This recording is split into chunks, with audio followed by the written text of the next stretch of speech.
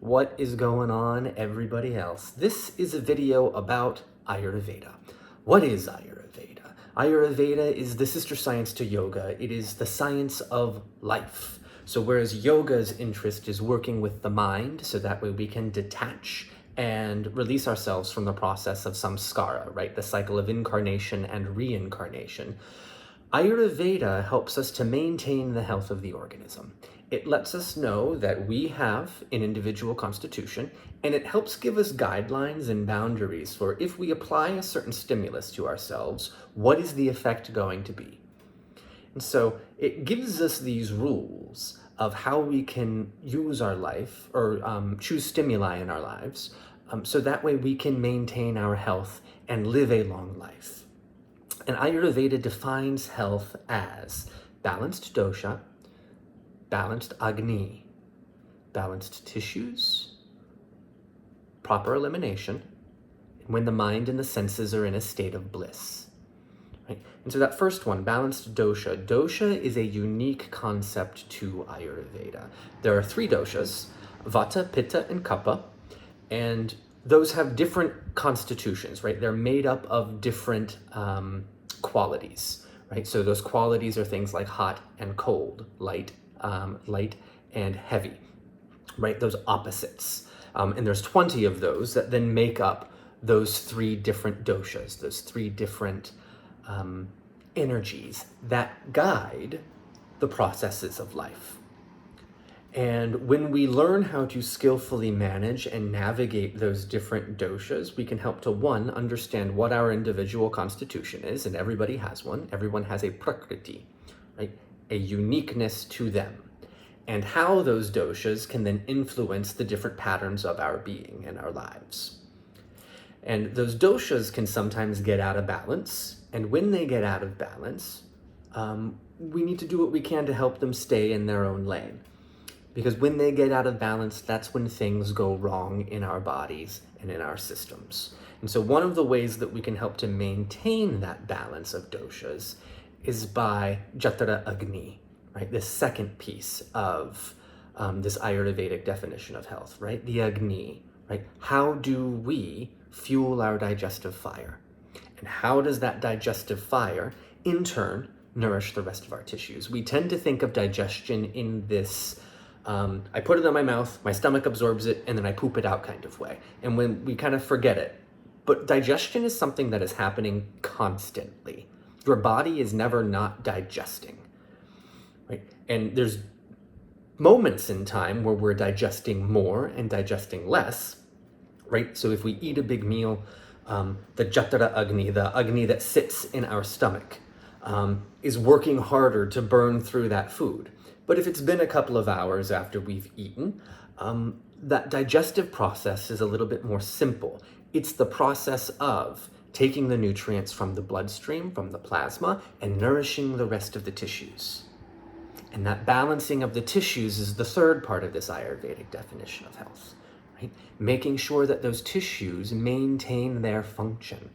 We need our muscles to be functioning optimally. We need our skin to be functioning optimally. We need our eyes, our ears, our nose, our mouth. We need all of these sense organs to be functioning. We need all of our internal organs to be functioning properly. And when we notice discontent in any of these tissues, we can often go back to, well, what are the things that I have been consuming? What are the things that I have been doing? And how can I choose a different stimulus to help support these tissues?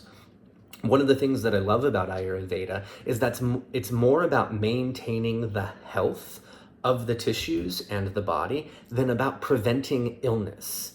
Because so often we can think that we're fine until we aren't. And we know that something is going to be on. We know that something is going to be different. We know that something is off. But we oftentimes blow right past those symptoms. And one of the key things that we can do, one of the key things that we can look at to see, well, how is all of this functioning, is the elimination. How are our bio wastes functioning? Are we pooping appropriately? Are we pooping every day? Do we pee? Do we complete the urination cycle? For women, what is the menstruation like, right? Are you properly eliminating all of that? Sweat is also another portion of elimination. Earwax is another part of elimination. Boogers in your nose, also a process of elimination. How are all of these bio-wastes functioning? Is there any weirdness? Are we holding on to a certain bio-waste? Are we not? Are we producing too much of it? And all of these can give us clues to how are the dhatus functioning? How are those tissues functioning? How is the Agni? How is that digestion functioning? And then how is that overall energetic pattern of the doshas functioning? And when all of those things function well, we then get this sensation of bliss in the mind and in the senses.